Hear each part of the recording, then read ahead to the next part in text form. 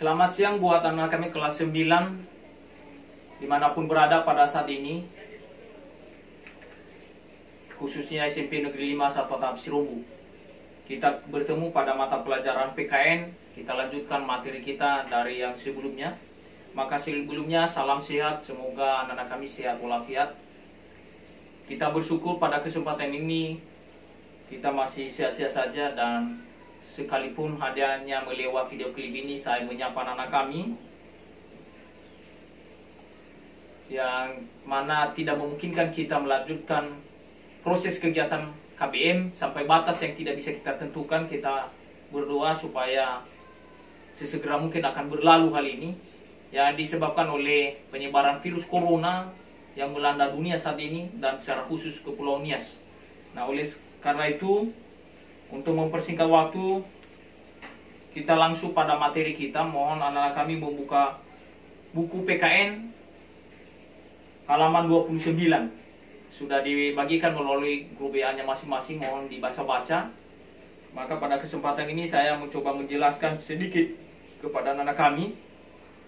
Sebelumnya kita sudah menyelesaikan bab 1, sekarang masuk kita pada bab 2, buka halaman 29. Bab 2 yaitu pokok pikiran pembukaan Undang-Undang Dasar Negara Republik Indonesia tahun 1945. Tujuan kita mempelajari materi ini diharapkan siswa mampu pertama menganalisis isi pokok pikiran pembukaan Undang-Undang Dasar Negara Republik Indonesia tahun 1945. Yang pertama, bagian A, hakikat pokok pikiran pembukaan Undang-Undang Dasar Negara Republik Indonesia tahun 1945. Pembukaan Undang-Undang Dasar Negara Republik Indonesia tahun 1945 terdiri atas 4 alinea. Setiap alinea dalam pembukaan memiliki makna khusus bila mana ditinjau dari isinya. Adapun pokok-pokok pikiran Undang-Undang Dasar 1945 tersebut adalah pertama. Pokok pikiran pertama adalah negara melindungi segenap bangsa Indonesia dan seluruh tumpah darah Indonesia dengan berdasar atas persatuan atau pokok pikiran persatuan. Dengan demikian negara mengatasi segala macam paham golongan, paham individualistik. Negara menurut pengertian pembukaan Undang-Undang Dasar Negara Republik Indonesia tahun 1945 menghendaki persatuan. Jadi tidak dikehendaki pecah-pecah. Jadi kita dikehendaki untuk mempersatukan diri. Dengan kata lain, penyelenggara negara dan setiap warga negara wajib mengutamakan kepentingan negara di atas kepentingan golongan atau individu. Pokok pikiran ini merupakan penjabaran dari sila ketiga Pancasila, yaitu Persatuan Indonesia. Yang kedua, pokok pikiran kedua, negara hendak mewujudkan keadilan sosial bagi seluruh rakyat Indonesia. Pokok pikiran keadilan sosial. Pokok pikiran ini menempatkan suatu tujuan atau cita-cita yang ingin dicapai dalam pembukaan dan merupakan suatu kausa finalis, sebab tujuan, sehingga dapat menentukan jalan serta aturan yang harus dilaksanakan dalam Undang-Undang Dasar untuk sampai pada tujuan tersebut dengan modal persatuan. Nah, anak-anak kami sekalian, ini adalah hal yang sangat dirindukan oleh setiap lapisan masyarakat, keadilan. Dan setiap saat dituntut keadilan. Ya. Nah, kapan itu keadilan akan tercapai? Maka yang membuat sebenarnya keadilan itu adalah diri kita sendiri. Ya, kita mulai dari diri kita sendiri. Ya, apakah kita sudah adil dalam diri kita sendiri, adil kepada keluarga, lingkungan, apalagi sampai adil terhadap bangsa ini. Ya, tidak memikirkan kepentingan diri sendiri. Ya. Yang ketiga, pokok pikiran ketiga, negara berkedaulatan rakyat berdasarkan atas kerakyatan dan permusyawaratan perwakilan. Pokok pikiran kedaulatan rakyat. Ya. Rakyat berdaulat, rakyat yang berkuasa. Ya. Tetapi kadang-kala kita menganggap bahwa yang berkuasa adalah sebaliknya, melainkan yang lebih atas, yang lebih berkuasa. Yang seharusnya yang berkuasa adalah rakyat. Ya. Jadi kekuasaan itu terletak di tangan rakyat. Terbukti, presiden itu dipilih oleh rakyat. Kalau dia tidak dipilih oleh rakyat, maka tidak mungkin dia jadi seorang presiden. Ya. Anggota DPRD itu sekalipun hebat, tapi kalau dia tidak dipilih oleh rakyat, maka tentu dia tidak bisa berbuat apa-apa. Makanya yang terpilih adalah orang-orang pilihan rakyat, orang-orang yang mampu mengambil hati rakyat, ya, sehingga bisa dia dipercaya menduduki jabatan tertentu. Dan tentunya mereka adalah pekerja-pekerja, mereka mengabdikan diri untuk melayani masyarakat. Selanjutnya, pokok pikiran ketiga adalah negara yang berkedaulatan rakyat berdasarkan atas kerakyatan dan permusyawaratan perwakilan. Pokok pikiran kedaulatan rakyat, ya.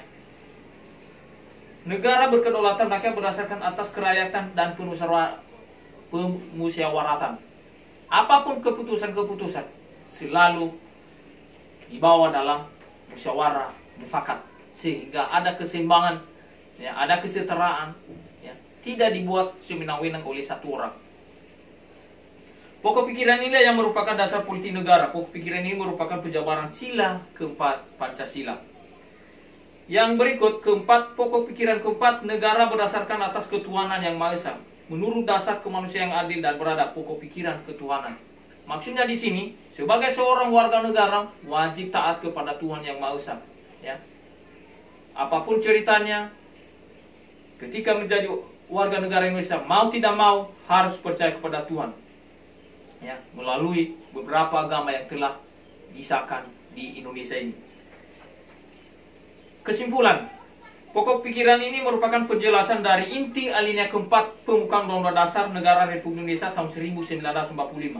Atau dengan kata lain, keempat pokok pikiran tersebut tidak lain adalah merupakan penjabaran dari dasar negara, yaitu Pancasila. Ya, itu kesimpulannya. Ya. Sekali lagi, empat pokok pikiran ini merupakan penjelasan dari inti alinea keempat Pembukaan Undang-Undang Dasar Negara Republik Indonesia tahun 1945. Atau dengan kata lain, keempat pokok pikiran tersebut tidak lain adalah merupakan penjabaran dari dasar negara, yaitu Pancasila. Jadi itu saja pemaparan sekilas materi ini. Mudah-mudahan anak kami dapat dimengerti. Kalau ada yang perlu ditanyakan, bisa ditanyakan lewat WA. Ya, nanti akan saya jelaskan kembali, ya. Atau mungkin bisa di telepon saya. Nanti akan saya jelaskan secara pribadi ke pribadi anak kami.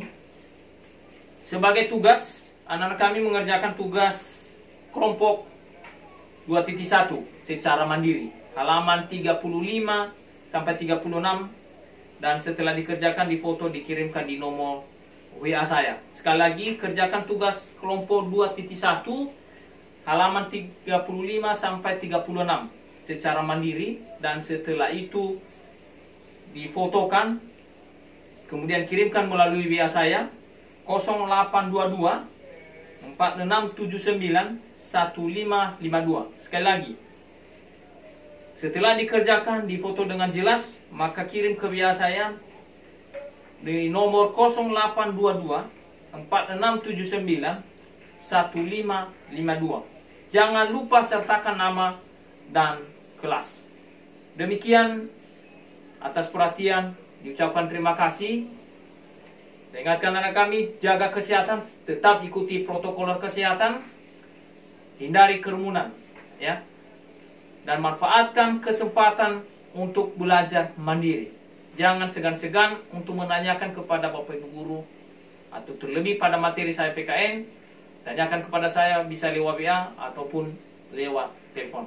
Demikian, salam sehat.